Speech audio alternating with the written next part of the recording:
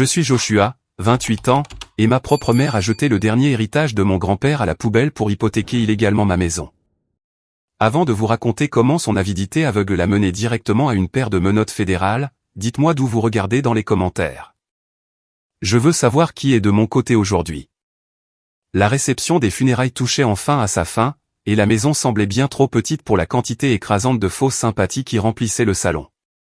L'air était lourd, suffocant, sentant vraiment les mensonges rances, la restauration hors de prix que personne ne mangeait réellement, et le parfum de créateur trop puissant de ma mère. Je me tenais près des lourdes doubles portes en chêne, regardant les voisins et les parents éloignés s'éloigner dans l'après-midi frisqué d'octobre.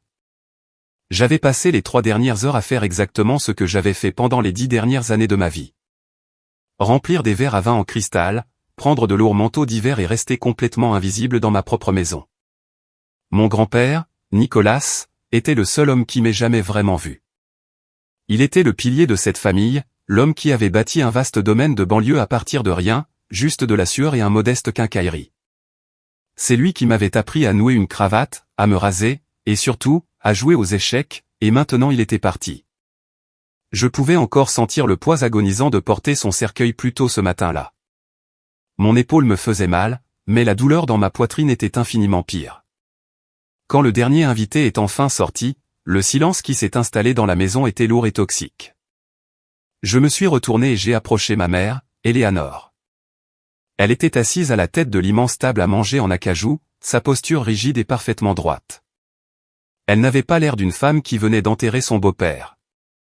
Elle ressemblait à une PDG calculant une prise de contrôle hostile. Elle examinait déjà un épais document d'évaluation immobilière avec mon frère aîné, Elia. Il parlait activement de raser la roseraie primée de grand-père pour y installer une piscine chauffée et une immense cuisine extérieure. J'ai pris une profonde inspiration, essayant de calmer mon cœur battant. « Maman », ai-je dit, gardant ma voix douce et respectueuse, comme elle l'exigeait toujours. Je me demandais si je pouvais avoir le livre d'échecs de grand-père, celui à reliure en cuir sur la cheminée. Il m'a appris à jouer avec. C'est la seule chose de lui que je veux vraiment. Eleanor cessa de tracer son doigt manucuré sur les chiffres de l'évaluation. Elle leva les yeux vers moi, son expression s'aigrissant immédiatement. Sa mâchoire se serra, agacée que l'aide parle sans permission. Elle se leva, lissant le devant de sa coûteuse robe de deuil noir, marcha vers la cheminée en pierre et attrapa le lourd livre en cuir usé. Pendant une fraction de seconde, mon cœur bondit. J'ai vraiment cru qu'elle allait me le donner. J'ai tendu la main, prêt à recevoir le seul souvenir tangible qu'il me restait de l'homme qui m'avait élevé. Au lieu de cela, elle ricana, sa lèvre supérieure se retroussant d'un dégoût absolu. Ce truc poussiéreux sent la maison de retraite et les cigares bon marché, dit-elle, sa voix dégoulinant de venin. Elle ne retourna pas à la table. Elle se dirigea directement vers la poubelle de cuisine en acier inoxydable, appuya sur la pédale et y jeta le lourd livre. Il frappa le fond avec un bruit sourd et répugnant. C'est de la camelote, Joshua. Foutez-moi ça hors de ma vue et sors les poubelles pendant que tu y es. Les traiteurs ont laissé un désordre. Elia, qui était nonchalamment appuyé contre l'îlot de cuisine en marbre, laissa échapper un rire moqueur aigu. Il portait un costume sur mesure qu'il avait porté à la charge de la carte de crédit de grand-père juste 3 jours avant les funérailles. Il inclina sa flûte en cristal et un filet de champagne doré collant éclaboussa directement dans la poubelle, imbibant le dos du livre. Oups, ricana Elia, ses yeux pratiquement pétillants de joie malveillante. Mes mains glissèrent. Mieux vaut nettoyer ça, petit frère. Nous avons des agents immobiliers qui viennent demain pour regarder la propriété. Mes ongles s'enfoncèrent si fort dans mes paumes que je sentis la peau se déchirer. Pour eux, je n'étais pas de la famille. J'étais un meuble, un marchepied. Je suis resté là, avalant l'énorme boule de chagrin et de rage qui me bloquait la gorge. Je n'ai pas dit un mot. J'ai juste attendu. J'ai attendu qu'ils se dirigent vers le patio arrière pour fumer des cigares et discuter de leurs grands projets pour l'argent qu'ils supposaient leur revenir. Au moment où la porte vitrée du patio s'est fermée, je suis tombé à genoux. J'ai fouillé dans la poubelle, écartant les hors-d'œuvre à moitié mangés et les serviettes froissées, et j'en ai sorti le livre. J'ai attrapé un torchon propre et j'ai frénétiquement essuyé le cuir humide et imbibé de champagne. Mes mains tremblaient de manière incontrôlable. Alors que j'ouvrais la lourde couverture pour vérifier si les pages étaient endommagées par l'eau. Mon souffle se coupa. Le livre semblait bizarre. Il était trop léger au centre. J'ai feuilleté la page de titre. Les pages centrales n'étaient pas du tout des pages. Elles avaient été méticuleusement creusées, coupées en un compartiment rectangulaire parfait, et rangées en toute sécurité. À l'intérieur de cet espace caché se trouvait un épais document plié scellé dans une pochette de protection en plastique. Je l'ai sorti. Mes yeux parcoururent les caractères gras en haut de la page, suivis d'un sceau de notaire doré. C'était l'original, entièrement notarié, le dernier testament de Nicolas Vance. Eleanor pensait qu'elle jetait des ordures. Elle pensait qu'elle établissait sa domination. Mais alors que je lisais le premier paragraphe de ce document, un calme froid et calculateur m'envahit. Ils étaient loin de se douter qu'ils n'avaient pas seulement jeté un livre. Ils m'avaient remis l'arme exacte que j'allais utiliser pour les détruire. Pour comprendre pourquoi je ne me suis pas précipité sur le patio, criant, brandissant ce morceau de papier à leur visage et exigeant qu'ils quittent ma maison, vous devez comprendre le cauchemar absolu des 10 dernières années. Vous devez comprendre à quel point le poison a pénétré profondément dans ma famille. Tout a commencé avec le divorce. Quand j'avais 18 ans, mon père en a eu enfin assez des dépenses sans fin d'Eleanor, de ses rages narcissiques et de son infidélité flagrante. Il a fait ses valises et est parti, déménageant à travers le pays et coupant tous les ponts. Mais au lieu de réfléchir à ses actions, Eleanor a transformé son cœur en glace. Elle avait besoin de quelqu'un à blâmer, et elle avait besoin de quelqu'un pour l'adorer. Elle a divisé sa famille restante en deux. Elia est devenu l'enfant en or, celui qui ne pouvait absolument rien faire de mal. C'était le frère aîné beau et charmant destiné à la grandeur. Moi, en revanche, je suis devenu le bouc émissaire, le souffre-douleur, parce que je ressemblais à mon père. J'étais traité avec une hostilité constante et sourde. Pendant que je passais mes années de lycée et d'université à travailler de longues nuits épuisantes dans un restaurant local juste pour payer mes propres manuels scolaires et mes nouilles ramen bon marché, Elia vivait comme un roi. Il a gaspillé tout son énorme fonds universitaire en seulement 3 semestres dans une prestigieuse université d'État. Il l'a dépensé en fêtes de fraternité, en vêtements de créateur et en tables VIP dans des clubs huppés. Quand l'argent a manqué, il a abandonné, et retourné vivre dans la maison de notre grand-père et a exigé un style de vie qu'il n'avait jamais gagné. Elia n'avait pas d'emploi. Il n'avait même pas de salaire de base à proprement parler. Son occupation à plein temps était de vider les comptes de retraite de mon grand-père tout en me traitant comme une femme de ménage personnelle. Il se plaignait constamment que sa vie était trop difficile, que la société n'appréciait pas son génie et qu'il avait désespérément besoin d'une Ferrari juste pour correspondre à son statut d'entrepreneur et impressionner les investisseurs potentiels. Des investisseurs pourquoi? Je n'ai jamais su. Je travaillais un emploi de bureau de niveau débutant, faisant des semaines de 60 heures. Mais je n'ai jamais eu de promotion. Vous savez pourquoi?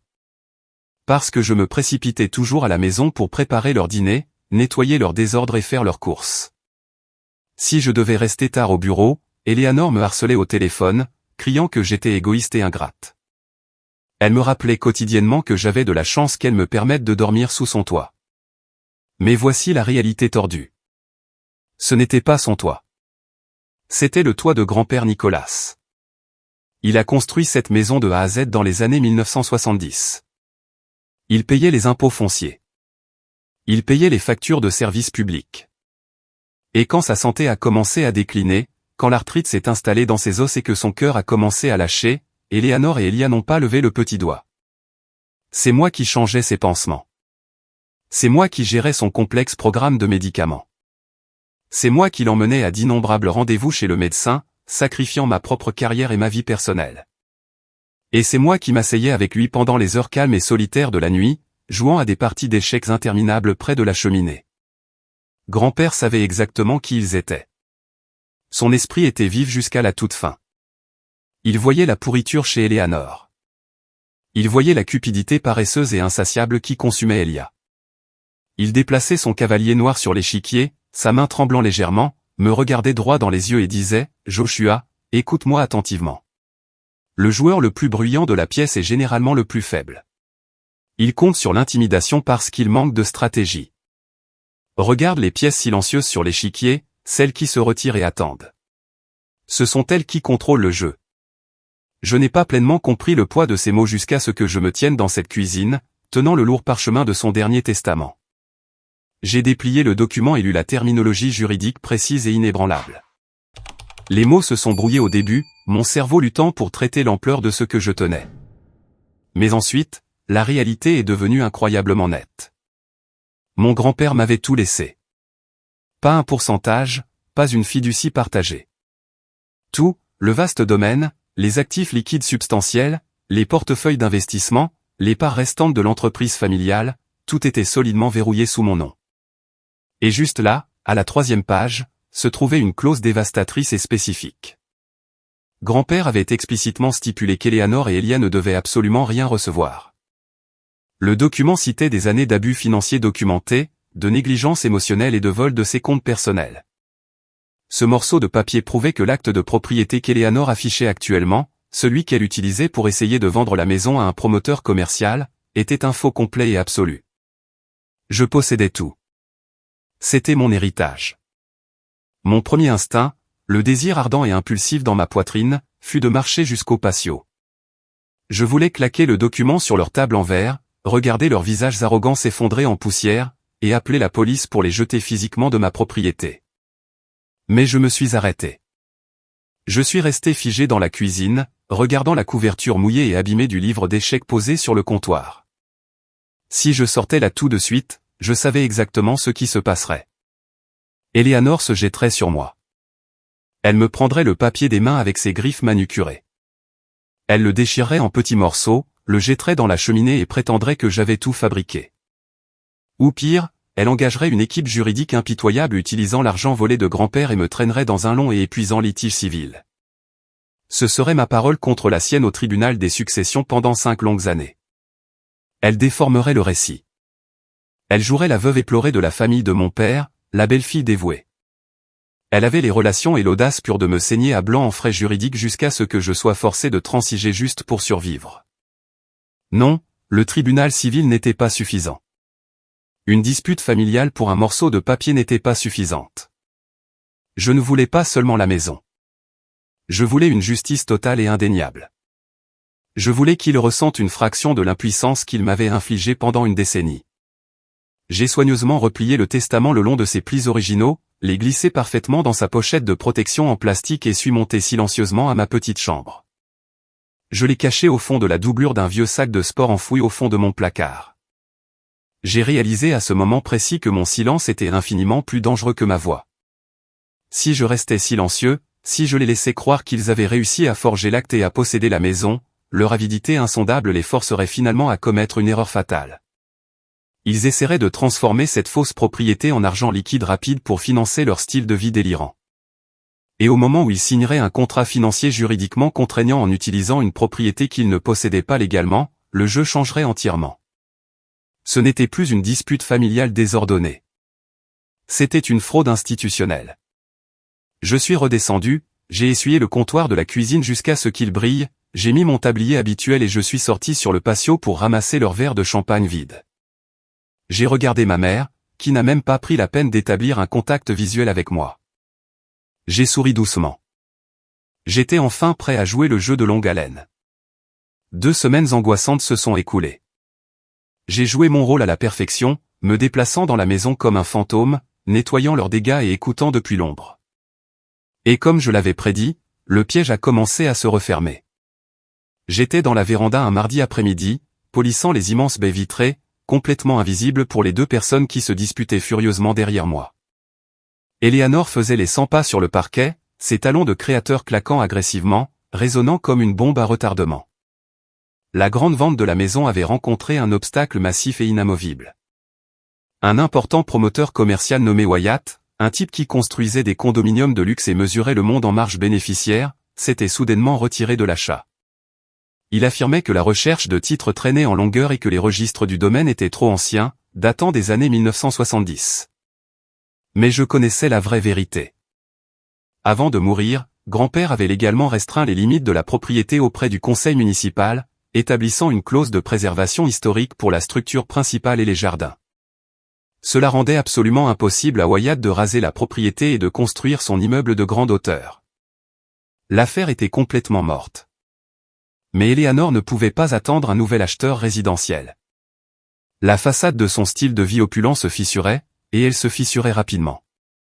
Elle avait de lourdes et dangereuses dettes que personne dans la famille, pensait-elle, ne connaissait. Des pertes massives et stupéfiantes au jeu d'argent lors de voyages de week-end à Atlantic City, des cartes de crédit plafonnées et un style de vie qui exigeait 10 000 $ par mois juste pour maintenir l'illusion de la haute société. J'ai besoin de l'argent tout de suite, Elia. Eleanor siffla, sa voix tremblante d'une panique à peine contenue. Elle jeta une lettre menaçante estampillée en rouge d'un créancier majeur sur le bureau ancien.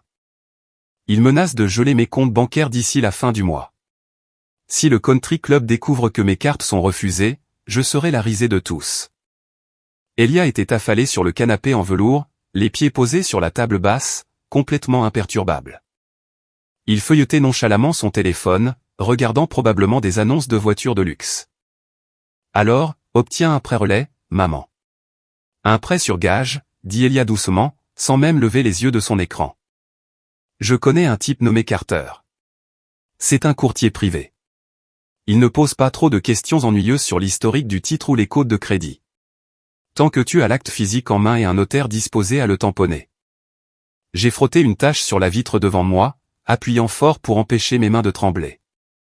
Mon rythme cardiaque montait si vite que j'entendais le sang affluer dans mes oreilles. Quelles sont les conditions ? Demanda Eleanor, arrêtant de faire les 100 pas et regardant Elia avec des yeux avides. Intérêt élevé, structure de remboursement agressive, Elia haussa les épaules, posant finalement son téléphone. Mais qu'importe ? Nous le rembourserons dans 6 mois quand nous trouverons enfin un autre acheteur pour ce dépotoir. C'est juste une solution temporaire. De plus, j'ai besoin de ma part immédiatement. Le concessionnaire a appelé.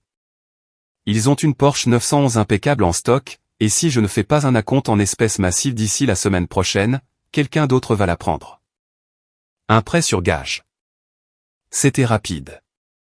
C'était très prédateur, et cela exigeait une garantie immédiate et libre de toute charge. C'était exactement le genre d'erreur imprudente et arrogante qu'une personne désespérée ferait lorsqu'elle se sentirait acculée. Combien pouvons-nous obtenir ? Demanda Eleanor, sa voix baissant jusqu'à un murmure conspirateur. 500 000 $, répondit Elia avec assurance. Virement bancaire en espèces. Décaissement immédiat sur votre compte dès que l'encre sèche sur le contrat. Je pouvais littéralement voir la cupidité toxique envahir le visage de ma mère dans le reflet de la fenêtre. Elle lissa ses rides d'inquiétude, remplaçant sa panique par une arrogance pure et inaltérable. Elle n'hésita pas une seule seconde. Elle ne pensa pas au risque. Elle ne pensa pas à la loi. Fais-le, ordonna Eleanor. Appelle Carter tout de suite. Fixe la signature pour ce vendredi. Ils allaient le faire. Ils allaient utiliser ma maison, l'héritage de mon grand-père, comme garantie pour un prêt d'1 demi-million auprès d'un courtier de Londres. Ils allaient s'asseoir avec un notaire et signer des documents financiers officiels et juridiquement contraignants, déclarant sous peine de parjure qu'ils étaient les seuls propriétaires incontestés du domaine. Ils supposaient que j'étais trop stupide pour comprendre ce que signifiait une garantie. Ils supposaient que j'étais juste Joshua, le fils pathétique qui nettoyait les fenêtres et faisait le café. J'ai terminé la dernière vitre, j'ai ramassé mon lourd seau d'eau savonneuse et je suis sorti de la véranda sans faire le moindre bruit. Je ne me suis pas précipité. Je n'ai pas couru. J'ai marché avec détermination. Je suis allé directement à la buanderie à l'arrière de la maison, j'ai verrouillé la lourde porte en bois derrière moi et je me suis assis sur un tabouret. J'ai sorti mon téléphone portable et j'ai composé un numéro précis que j'avais mémorisé dans le carnet d'adresses privées de mon grand-père il y a des années. Le téléphone a sonné 2 fois avant d'être décroché. Samuel, chuchotai-je, en gardant ma voix incroyablement basse. Samuel était l'avocat le plus fiable de grand-père Nicolas, son plus vieil ami et le responsable de la fiducie immobilière. C'était un avocat brillant et sans concession qui attendait mon signal depuis les funérailles. Joshua, la voix grave et rauque de Samuel traversa le récepteur. Elle était calme, stable et immensément réconfortante. Je me demandais quand tu allais enfin appeler. Quelle est la situation ? C'est en train d'arriver, dis-je, fixant le tambour tournant du sèche-linge. Ils n'ont pas pu vendre la maison à Wyatt. Le titre était trop compliqué, alors ils contractent une hypothèque frauduleuse sur la propriété. Un prêt à taux élevé pour 500 000 $. Ils signent ici à la maison ce vendredi matin. Il y eut une longue pause lourde sur la ligne. J'entendais Samuel déplacer des papiers sur son bureau. Es-tu absolument sûr de ça, mon fils, demanda Samuel, son ton devenant mortellement sérieux. Nous avons discuté des implications. Une fois qu'ils auront physiquement signé ces documents de prêts fédéraux, et une fois que ce virement bancaire aura été effectué sur son compte bancaire, il n'y aura plus de retour en arrière. C'est une fraude électronique. C'est une fraude bancaire. C'est un crime fédéral majeur. Ils n'auront pas seulement une tape sur les doigts. Ta mère ira en prison fédérale pendant des années. J'ai levé les yeux du sol et j'ai fixé mon propre reflet dans le verre sombre et circulaire de la porte de la machine à laver. J'ai cherché le garçon effrayé et soumis qu'Eleanor avait intimidé et tourmenté pendant plus d'une décennie. Il n'était plus là. Me fixant en retour, il y avait un homme dont les yeux étaient froids, calculés et complètement dénués de pitié. J'ai vu le petit-fils de Nicholas Vance. Je sais exactement ce que ça signifie, Samuel, dis-je, ma voix à peine un murmure, mais plus dur que l'acier. Ils ont fait leur choix il y a longtemps. Laissez-les signer les papiers. Assurez-vous simplement que vous êtes ici vendredi. J'aurai les autorités prêtes au bout de votre rue, confirma Samuel. Restez entièrement hors de vue, Joshua. Laissez-les creuser leur propre tombe. J'ai raccroché le téléphone. Vendredi était dans 3 jours. Pendant 3 jours, je devais agir parfaitement normalement tout en portant un secret qui était sur le point de faire exploser toute ma famille. Le vendredi matin arriva, apportant avec lui un silence lourd et suffocant qui s'installa sur la maison comme un épais brouillard. Cela ressemblait exactement à l'atmosphère d'une salle d'audience juste avant qu'un verdict massif ne soit lu par le jury. L'air était incroyablement tendu. J'avais passé les premières heures de la matinée à frotter agressivement les sols de la cuisine, à polir l'argenterie et à me faire paraître incroyablement occupé. J'avais besoin qu'il me voie comme faisant partie de l'arrière-plan, un drone insouciant effectuant des tâches. S'il me voyait immobile à les regarder, il pourrait se souvenir que j'existais réellement en tant qu'être humain. Il pourrait soudainement réaliser que j'étais une menace potentielle pour leur plan. À 10 heures précises, la lourde sonnette en laiton retentit. Ce n'était pas la police. Pas encore. J'ai ouvert la porte et j'ai trouvé Carter, l'agent de prêt sur gage. C'était un petit homme sournois portant un costume qui semblait cher mais lui allait incroyablement mal. Il serrait une épaisse mallette en cuir contre sa poitrine et avait les yeux fuyants et nerveux d'un type qui gagnait sa vie en profitant du désespoir et de la cupidité des autres. Il était suivi de près par Chloé, une notaire au visage sévère. Elle portait un blazer gris sensé et tenait un lourd tampon métallique à la main comme une arme. « Nous sommes ici pour voir Eleanor Vance, » dit Carter, me jetant à peine un coup d'œil. « Par ici » répondis-je, m'écartant et désignant la grande bibliothèque. Ils ont installé leur opération à l'intérieur de la bibliothèque, étalant des piles massives de contrats juridiques, de divulgations et de billets à ordre sur le bureau antique en acajou de mon grand-père. C'était exactement le même bureau où grand-père m'asseyait sur ses genoux et m'enseignait les stratégies complexes des échecs les dimanches après-midi pluvieux. Cela ressemblait à une profanation. Maintenant, son bureau était utilisé comme terrain de jeu pour vendre son héritage à un usurier. Je suis allé à la cuisine, j'ai préparé un plateau d'argent avec du café frais et fumant, de la crème et des biscuits coûteux, et je l'ai ramené à la bibliothèque. J'ai gardé les yeux complètement baissés, jouant parfaitement le rôle du serviteur soumis, plaçant le plateau soigneusement sur la table d'appoint. Eleanor et Elia étaient déjà dans la pièce. Ils s'étaient habillés pour l'occasion. Eleanor portait un tailleur Chanel sur mesure, ses cheveux parfaitement coiffés, ressemblant en tout point à la riche matriarche qu'elle prétendait être. Elia portait un autre costume sur mesure, sa poitrine bombée d'une arrogance non méritée. Eleanor n'a même pas reconnu ma présence pendant que je versais le café. Elle était entièrement concentrée sur l'écran lumineux de l'ordinateur portable de Carter, ses yeux écarquillés d'une faim vorace. « Alors » dit Eleanor, sa voix tendue d'anticipation, agrippant le bord du bureau en acajou. « Une fois que j'aurai signé ces documents, les fonds seront immédiatement débloqués. » Carter tapota quelques touches de son ordinateur portable, faisant apparaître un portail bancaire.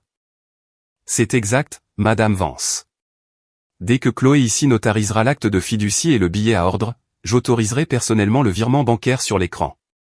C'est un protocole de décaissement immédiat. Vous verrez les 500 000 $ arriver sur votre compte courant dans les 10 à 15 minutes, mais je dois vous rappeler que le taux d'intérêt de ce prêt relais est incroyablement agressif. Nous ne manquerons pas un seul paiement, interrompit Elia sèchement, se penchant agressivement par-dessus l'épaule de Carter. Il sentait le colonne bon marché et le désespoir. La propriété sera vendue à un promoteur commercial majeur le mois prochain pour 3 fois sa valeur. C'est juste un pont temporaire pour couvrir certains actifs liquides.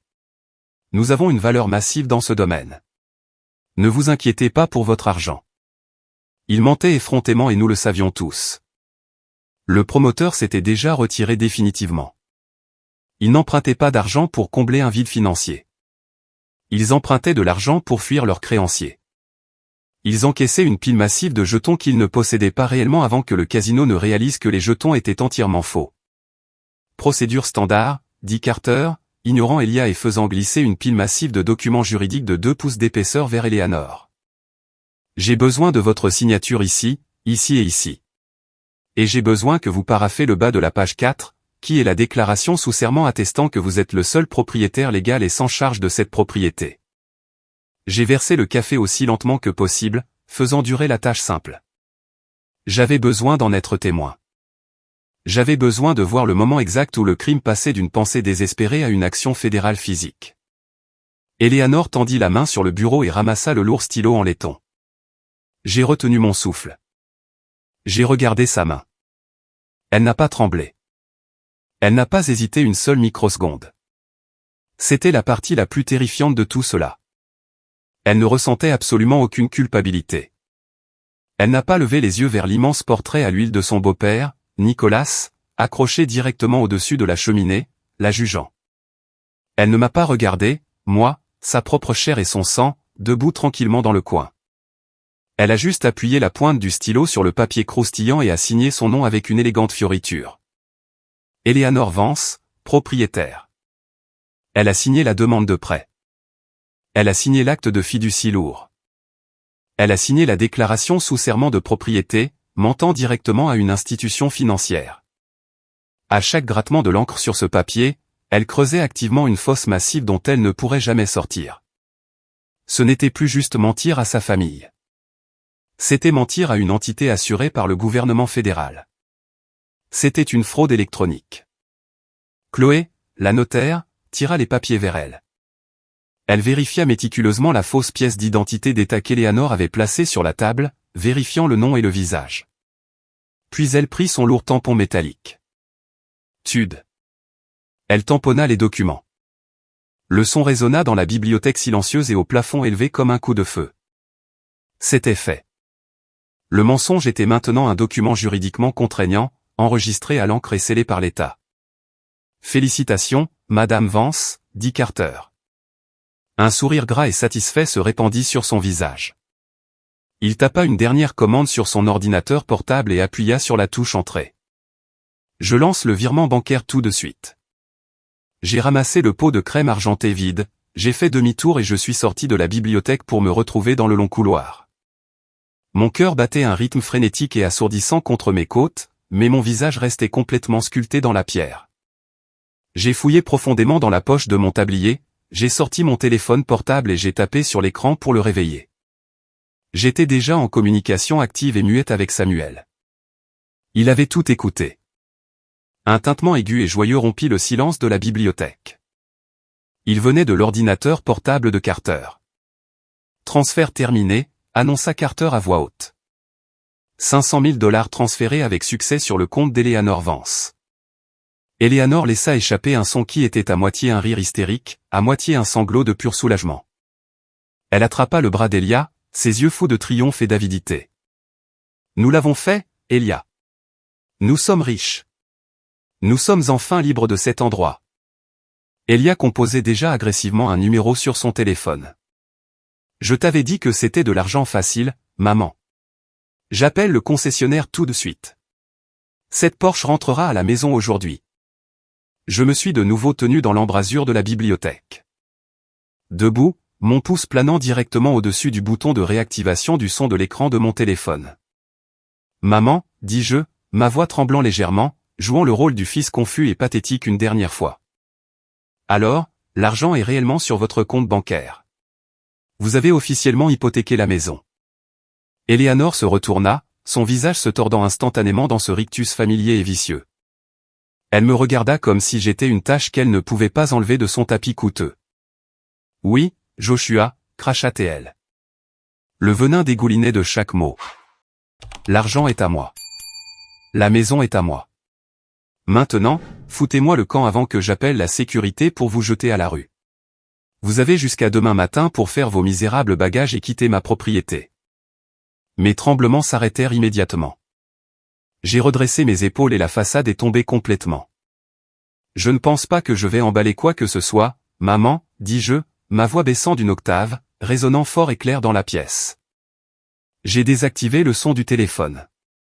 Vous avez tout entendu, Samuel? Fort et clair, Joshua. La voix grave de l'avocat crépita bruyamment à travers le haut-parleur du téléphone pour que tout le monde dans la pièce l'entende. Éloignez-vous de la porte d'entrée. Je reculai. La lourde porte d'entrée en chêne ne s'est pas contentée de s'ouvrir. Elle a éclaté vers l'intérieur avec une force terrifiante. 4 agents fédéraux lourdement armés portant des coupe-vents bleu foncé du FBI ont envahi le couloir. Ils se sont déplacés avec la précision terrifiante et coordonnée d'un marteau-pilon qui défonce une porte, se dirigeant directement vers la bibliothèque. Ils étaient dirigés par l'agent spécial Lincoln, un homme massif et imposant qui semblait n'avoir pas souri depuis une décennie, suivi de près par Samuel et un procureur adjoint. « Agents fédéraux », cria l'agent Lincoln, sa voix vibrant sur les murs et brisant le silence. « Éloignez-vous du bureau. Gardez vos mains visibles. » La pièce s'est instantanément transformée en chaos absolu. Eleanor a poussé un hurlement à glacer le sang. Laissant tomber sa tasse de café en porcelaine, elle s'est brisée en une douzaine de morceaux, éclaboussant un liquide sombre et chaud sur ses coûteuses chaussures Chanel. Elia a reculé en pure terreur, trébuchant sur les pieds de sa propre chaise et s'écrasant lourdement sur le parquet. Quelle est la signification de tout cela? Eleanor hurla, pointant un doigt violemment tremblant vers les agents armés. Qui êtes-vous? Sortez de ma maison immédiatement. Ce n'est pas votre maison, Eleanor, dis-je, marchant lentement et délibérément droit au centre de la pièce. J'ai fouillé dans ma veste et j'ai sorti l'épais étui en plastique. J'ai glissé le vrai testament original de grand-père et l'ai claqué sur le bureau en acajou, juste au-dessus de ces documents de prêt frauduleux. C'est le testament original de grand-père Nicolas, entièrement notarié, légalement enregistré, et absolument clair, dis-je, fixant directement ses yeux terrifiés. Je me suis tourné et l'ai pointé du doigt. Mon grand-père m'a tout laissé.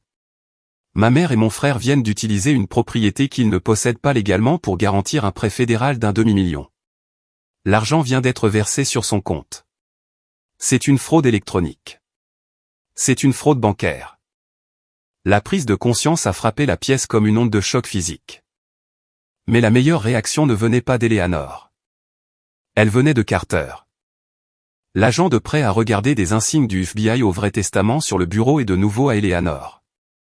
Tout le sang s'est complètement retiré de son visage, le laissant ressembler à un cadavre. Il a réalisé en temps réel qu'il venait de faciliter un crime fédéral massif. Elle m'a dit que le titre était propre, cria Carter, paniqué, attrapant son ordinateur portable et le brandissant vers les agents comme un bouclier. J'ai les emails. Elle a juré qu'elle avait l'acte. Je ne vais pas en prison fédérale pour cette folle. Vous pourrez expliquer votre diligence raisonnable au juge fédéral, dit un agent froidement, arrachant l'ordinateur portable de ses mains. L'agent Lincoln s'approcha délibérément d'Eleanor. Elle recula brusquement, heurtant la bibliothèque, ses yeux écarquillés d'une terreur soudaine et suffocante. Non, non, attendez. Ne me touchez pas. Je suis Eleanor Vance. C'est ma maison. C'est un énorme malentendu. Eleanor Vance. L'agent Lincoln dit d'une voix égale, attrapant son poignet, la faisant tourner avec force et lui passant de lourdes menottes en acier autour des poignets. Vous êtes en état d'arrestation pour fraude électronique, fraude bancaire et vol d'identité aggravée. Vous avez le droit de garder le silence. Tout ce que vous direz pourra et sera utilisé contre vous devant un tribunal. Ce son. Le clic métallique aigu des menottes se fermant. C'était mieux que le demi-million de dollars. C'était mieux que de posséder l'immense maison. C'était le beau et satisfaisant son des conséquences arrivant enfin après 10 longues années d'abus. Eleanor me regarda par-dessus son épaule comme si elle regardait un extraterrestre. Sa bouche s'ouvrit, ses yeux écarquillés de choc, puis elle cracha. Petit salaud. La vérité est incroyablement patiente, maman, dis-je, ma voix froide et stable, dépourvue de toute sympathie, et votre temps vient de s'épuiser. C'est un moment qui a tout changé lorsque j'ai enfin repris le contrôle de ma vie. Merci de votre patience d'être arrivé jusqu'ici. Vous êtes incroyable. Aidez-moi s'il vous plaît à aimer la vidéo et laisser un commentaire avec le numéro ci-dessous pour que je sache que vous avez été avec moi jusqu'ici. Cela aidera non seulement plus de gens à trouver cette histoire, mais me fera également savoir que mes expériences sont significatives pour quelqu'un. Votre soutien est la plus grande motivation pour moi de continuer à partager le reste de ce voyage. Alors que les agents attrapaient Eleanor par les bras et commençaient à la faire marcher vers la porte d'entrée, j'expirais un souffle que j'avais l'impression de retenir depuis toute ma vie d'adulte. C'était enfin fini. La maison était en sécurité. Le monstre était enchaîné. Mais j'avais oublié une règle cruciale concernant la gestion des narcissiques. Ils ne se battent jamais loyalement et se battent le plus fort lorsqu'ils sont acculés. Attendez, arrêtez-vous là, officier. La voix d'Elia résonna depuis le coin de la pièce. Elle n'était plus paniquée. Ce n'était pas la voix d'un homme dont la mère venait d'être arrêtée. Elle était douce, calculée, presque ennuyée. Il se leva lentement, épousseta son pantalon coûteux et ouvrit sa mallette en cuir comme un acteur qui avait patiemment attendu son signal. Vous arrêtez la mauvaise personne. Ma mère agit sous mon autorité légale explicite. L'agent Lincoln s'arrêta, plissant les yeux vers mon frère. Recule, fiston. N'interfère pas avec une arrestation fédérale active. Je n'interfère pas. Je corrige une grave erreur juridique. Elia ricana, s'avançant. Il sortit un épais document estampillé d'un lourd sceau officiel du comté rouge vif et le fourra pratiquement dans la poitrine de Lincoln. Mon jeune frère Joshua manque de capacité mentale légale pour accuser qui que ce soit de quoi que ce soit. À partir de 9 heures ce matin, j'ai obtenu la garde légale d'urgence complète de lui et de tout son patrimoine. La température de la pièce chuta à 0 absolu. Mon sang se glaça. L'agent Lincoln parcourut la première page du document, ses lourds sourcils se plissant de confusion. Qu'est-ce que c'est exactement? Une ordonnance de tutelle d'urgence ex parte, de graves délires paranoïaques, une fabrication de souvenirs et des antécédents de violences documentées de falsification de preuves contre des membres de la famille, annonça Elia à haute voix dans la pièce. Sa voix dégoulinante d'une fausse sympathie écœurante. Il se tourna vers moi, un sourire moqueur cruel plaqué sur son visage. Ça va, petit frère. Tu as juste une autre de tes crises maniaques. Nous allons t'obtenir l'aide psychiatrique dont tu as désespérément besoin. Mon estomac toucha le sol. C'était son coup de maître. C'était son plan de secours. Il avait secrètement demandé à un juge de comté corrompu de me déclarer mentalement incompétent. Si j'étais légalement fou, mon témoignage au FBI serait complètement nul. Le testament que je venais de produire serait considéré comme hautement suspect et embourbé dans des litiges pendant des années. Il essayait de m'enfermer dans un service psychiatrique. Me droguer pour me faire taire afin qu'il puisse prendre le contrôle du domaine et vendre la maison pendant que je ne pouvais pas me défendre. L'agent Lincoln regarda de l'ordonnance du tribunal à moi, puis aux menottes d'Eleanor. Il hésita. La signature d'un juge en exercice avait un poids juridique énorme, même pour le FBI. Monsieur, dit Lincoln, se tournant vers Samuel, clairement en conflit. Cette ordonnance est signée par le juge Miller. Elle accorde la garde légale temporaire immédiate de Joshua Vance à son frère Elia. Nous pourrions avoir un grave problème de compétence ici. S'il n'est pas compétent, ce testament est contesté. Eleanor cessa de se débattre contre les agents qui la tenaient.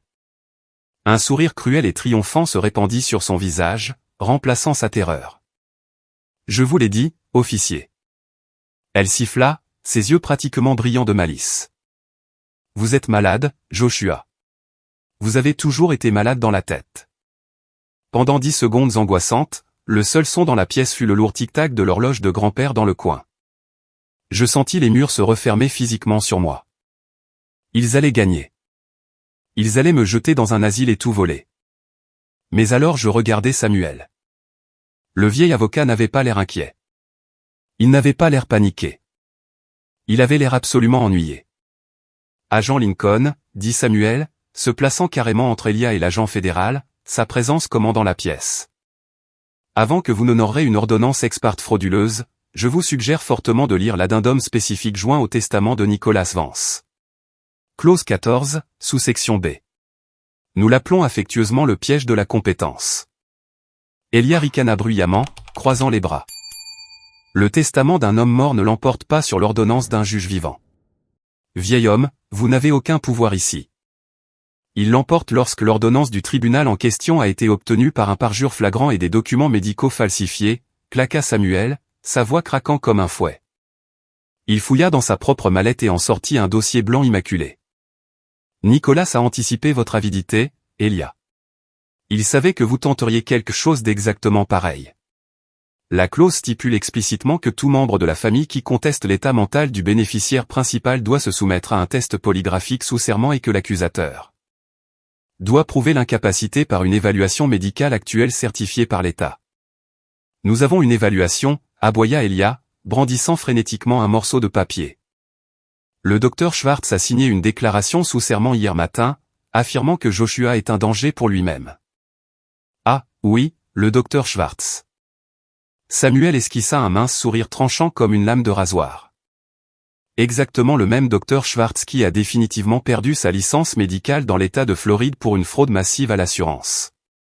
Très intéressant choix de médecin, Elia, parce que nous avons aussi une évaluation. Samuel tendit un dossier médical épais et officiellement relié directement à l'agent Lincoln. Mon client Joshua a volontairement effectué une évaluation psychiatrique légale complète et exhaustive il y a exactement 48 heures. Elle a été menée personnellement par le docteur Andrew, le psychiatre en chef de l'État pour le conseil médical. Les résultats, esprit sain, intelligence supérieure et pleine capacité à gérer son propre patrimoine sans aucune ingérence. L'agent Lincoln compara les deux documents côte à côte. D'un côté, une déclaration sous serment tremblante et bâclée d'un charlatan discrédité, utilisé pour voler secrètement la garde. De l'autre, une autorisation médicale immaculée de 60 pages, inébranlable, provenant du plus haut responsable psychiatrique de tout l'État. Je regardais mon frère, ma voix coupant le silence mort de la pièce. Grand-père a toujours eu 3 coups d'avance sur toi à l'échiquier, Elia. Il ne m'a pas seulement laissé son argent. Il m'a laissé un bouclier impénétrable. L'hésitation de l'agent Lincoln disparut instantanément. Ses yeux s'assombrirent et une veine battit dans son cou alors qu'il fulminait contre mon frère. Avez-vous sciemment utilisé une fausse déclaration médicale sous serment pour mentir à un juge de comté afin d'obtenir cette ordonnance légale, exigea Lincoln. Parce que c'est un parjure. C'est une entrave à la justice. Le sourire narquois d'Elia s'effondra complètement. La couleur s'échappa de son visage alors qu'il fixait le document de Samuel comme s'il était enduit de poison. Il commença à reculer. Je ne savais pas. Le docteur a dit. Maman m'a dit de le faire. Retournez-vous, ordonna Lincoln, s'avançant agressivement vers Elia, les mains derrière le dos tout de suite. Non. Elia trébucha en arrière, s'écrasant à nouveau contre le lourd bureau. Vous ne pouvez pas faire ça. Je suis son tuteur légal. J'ai des droits. J'ai besoin d'un avocat. La deuxième paire de menottes claqua, résonnant fortement dans la pièce et mettant fin violemment à son discours pathétique et désespéré. Tu n'es pas un tuteur, Elia, dis-je doucement, regardant les agents le traîner vers la porte juste à côté de notre mère, qui pleurait maintenant ouvertement. Tu n'es qu'un autre pion. La porte d'entrée se referma derrière le dernier agent fédéral, et pour la première fois en 10 ans, la maison était complètement silencieuse. Ce n'était pas ce silence lourd et suffocant de marcher sur des œufs. Terrifié de réveiller ma mère ou de déclencher le tempérament explosif de mon frère. C'était le silence pur et inaltérable d'une vraie paix. Je me suis tenu au milieu du grand couloir et je l'ai juste écouté. Pas de cliquetis agressifs de talons de créateur sur le parquet. Pas d'exigence condescendante criée depuis la véranda, juste le tic-tac régulier et rythmé de l'horloge antique de mon grand-père. Je suis retourné lentement dans la bibliothèque. La pièce était une zone sinistrée complète. La tasse de café en porcelaine brisée de ma mère gisait en morceaux sur le coûteux tapis persan. Le liquide sombre s'infiltrait dans les fibres tissées complexes. Une chaise était renversée là où Elia avait trébuché dans sa panique aveugle. Les documents de prêt frauduleux étaient toujours éparpillés sur le bureau en acajou, laissés derrière comme des ordures inutiles maintenant que le FBI avait minutieusement photographié et documenté la scène. J'ai ramassé la chaise renversée. J'ai attrapé une serviette dans la cuisine et j'ai soigneusement épongé le café renversé du tapis. Je me suis déplacé avec une étrange sensation de flottement. L'adrénaline qui m'avait maintenu debout pendant les 72 dernières heures s'évacuait enfin, laissant derrière elle un profond sentiment d'épuisement, mais aussi un sens clair comme du cristal. Le lendemain matin, je me suis rendu au quartier juridique du centre-ville pour rencontrer Samuel à son cabinet. Assis dans son fauteuil en cuir moelleux, buvant un café qui n'avait pas le goût de l'anxiété, nous avons passé en revue les ruines de la situation juridique de ma famille. Samuel a exposé la réalité exacte de la situation. Le prêt à taux élevés de Carter était entièrement mort-né. Les banques et les courtiers privés n'appliquent absolument pas les contrats financiers directement liés à des crimes fédéraux, surtout lorsque la garantie utilisée a été définitivement prouvée volée. Le cabinet de Carter était actuellement sous un énorme microscope fédéral, et ils ont renoncé à toutes les réclamations sur notre propriété dès que le FBI a franchi leurs portes. Le titre de propriété du domaine était propre. L'héritage était sécurisé. Tout ce que grand-père Nicolas avait construit était légalement, moralement et complètement à moi. Ils sont actuellement détenus dans l'établissement de détention du comté en attendant leur mise en accusation fédérale, a expliqué Samuel, ajustant ses lunettes. Parce qu'Eleanor a utilisé le système de virement fédéral pour recevoir ce demi-million de dollars.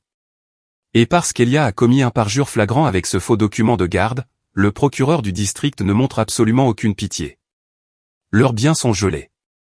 Toutes ces cartes de crédit sur lesquelles votre mère comptait, coupées. Les comptes bancaires qu'elle a vidés de votre grand-père saisis comme preuve. Une semaine plus tard, je suis en fait allé au tribunal fédéral pour leur audience de libération sous caution. Je n'y suis pas allé pour les soutenir. J'y suis allé parce que j'avais besoin de le voir de mes propres yeux pour croire que c'était réel. Je me suis assis au dernier rang de la galerie, portant un simple costume gris. Quand les lourdes portes en bois de la zone de détention se sont ouvertes, le souffle me coupa. Eleanor et Elia furent escortés par des policiers armés, tous deux vêtus de combinaisons orange standard. Leurs poignets étaient liés par de lourdes chaînes métalliques qui claquaient bruyamment dans la salle d'audience silencieuse. Ma mère semblait totalement méconnaissable sans ses brushings coûteux, ses épaisses couches de maquillage et ses tailleurs Chanel sur mesure. Elle ressemblait juste à une petite femme terrifiée, très ordinaire. La matriarche arrogante qui avait dirigé ma vie d'une main de fer avait complètement disparu. Elia avait l'air encore pire. Le gamin arrogant et prétentieux qui exigeait une voiture de sport de luxe sans travailler un seul jour de sa vie tremblait visiblement.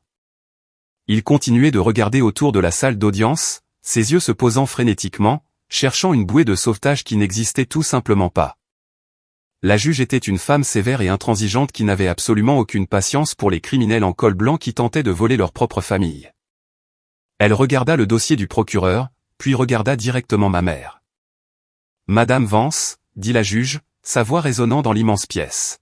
« Vous avez orchestré un plan complexe pour frauder une institution financière, et vous avez activement tenté de priver votre plus jeune fils de ses droits légaux pour couvrir vos traces.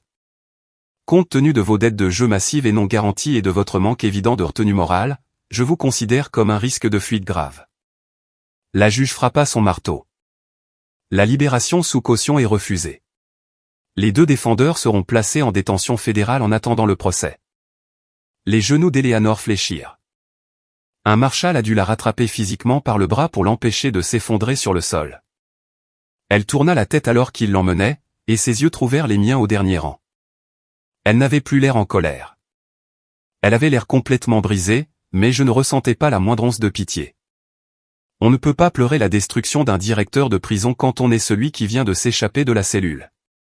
6 mois passèrent, les saisons changèrent, et la maison aussi. L'odeur rance du champagne bon marché, du parfum coûteux et du ressentiment toxique avaient entièrement disparu.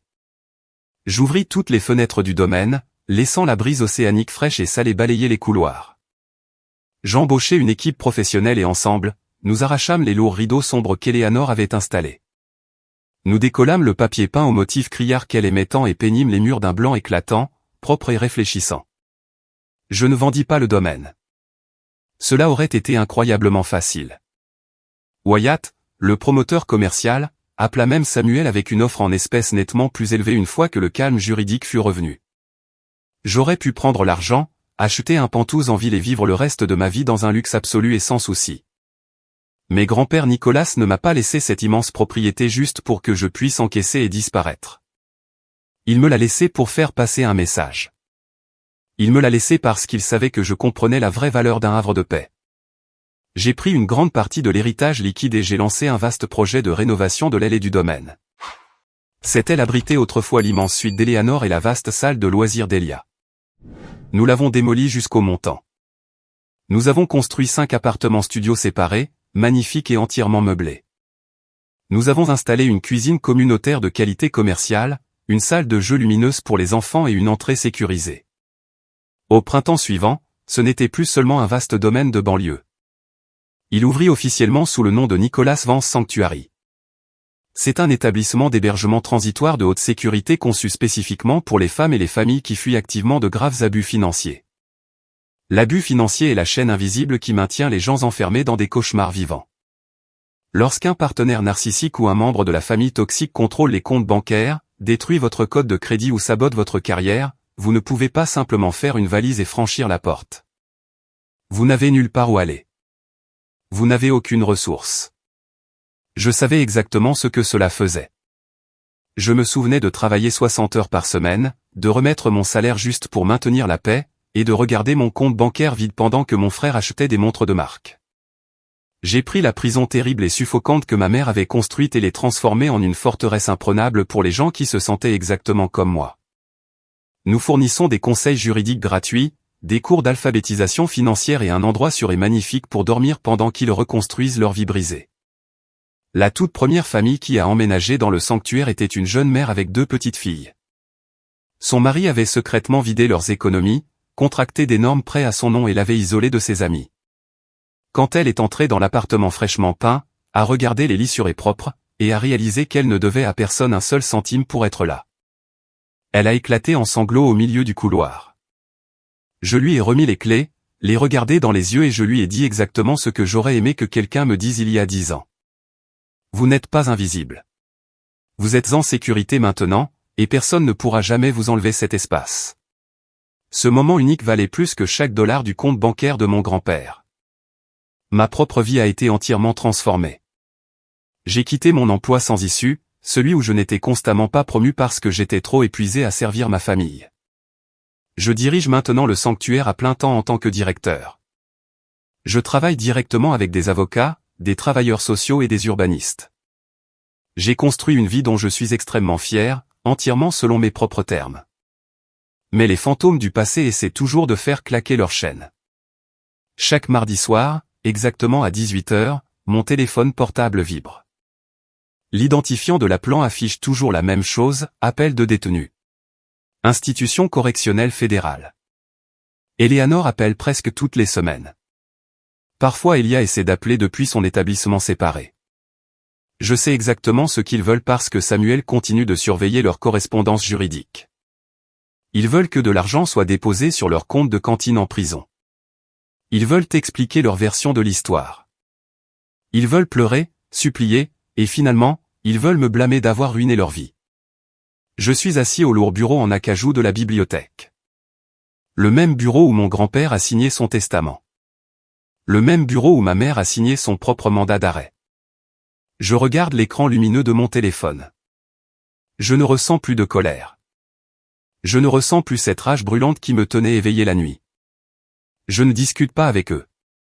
Je ne décroche pas le téléphone pour crier ou exiger des excuses qui ne seront jamais, jamais sincères. J'ouvre simplement mes contacts. Je touche le nom Eleanor Vance et j'appuie sur le bouton au bloquer l'appelant. Puis je fais exactement la même chose pour Elia. Je n'ai pas seulement hérité d'une immense maison, d'un portefeuille d'actions sain et d'un compte bancaire de grand-père Nicolas. J'ai hérité de ma propre estime de soi. J'ai hérité de ma dignité. J'ai hérité du droit absolu et indéniable de regarder les personnes toxiques dans les yeux et de dire non. Ils pensaient que j'étais incroyablement faible juste parce que j'étais calme. Ils pensaient que j'étais stupide parce que je versais leur café, nettoyais leurs fenêtres et repassais leurs chemises pendant qu'ils étaient assis dans la véranda et complotaient pour voler mon avenir. Mais ils ont complètement oublié la leçon la plus importante que grand-père m'ait jamais enseignée. C'est un dimanche matin tranquille. Le soleil commence à peine à se lever sur l'océan, projetant une lumière dorée brillante et chaleureuse sur les pelouses soignées du domaine. Je me tiens sur le balcon principal, sentant le vent frais et salé souffler dans mes cheveux. Dans ma main, je tiens une délicate, incroyablement coûteuse tasse à thé en porcelaine fine. C'est la tasse exacte de la collection précieuse et intouchable d'Eleanor. Celle qu'elle gardait enfermée derrière une vitrine. Celle pour laquelle elle m'a violemment crié dessus pour l'avoir accidentellement touchée quand j'avais 12 ans, me disant que je n'étais pas digne de tenir quelque chose d'aussi précieux. Je prends une longue et lente gorgée de thé Earl Grey. Le goût est absolument incroyable. Je me retourne et rentre dans la maison, descendant le grand escalier et entrant dans la bibliothèque restaurée. Les taches sombres sur le tapis ont disparu. L'énergie oppressante est complètement éradiquée. C'est maintenant une pièce d'apprentissage, de stratégie et de paix. Au centre exact du bureau en acajou se trouve le magnifique échiquier en bois sculpté de grand-père Nicolas. J'installe les pièces exactement comme nous les avions laissées lors de notre toute dernière partie ensemble avant que sa santé ne décline. Les cavaliers, les fous et les tours en bois poli se tiennent au garde-à-vous dans la lumière du matin. Sauf que j'ai apporté une petite modification permanente à l'échiquier. J'ai tendu la main et j'ai complètement retiré 2 des pions noirs du plateau de jeu. Je les ai jetés dans la poubelle. Ils ne font plus partie du jeu. Je trace mon doigt sur le dessus du roi blanc. Dans le jeu d'échecs, les pièces les plus bruyantes sur le plateau ne sont généralement que des distractions. Les pièces qui se déplacent le plus vite, celles qui attaquent agressivement sans plan solide, sont toujours les premières à être capturées. Les pièces vraiment dangereuses sont les silencieuses. Celles qui se retirent, observent l'ensemble du plateau et tendent patiemment le piège. Vous n'avez pas toujours besoin de renverser la table, de crier à plein poumon ou de combattre un tyran selon ses propres termes pour gagner la partie. Parfois, le vrai pouvoir est le silence absolu. Il suffit de construire une défense impénétrable, de tenir bon et d'attendre que l'arrogance de votre adversaire le force à faire le mauvais coup.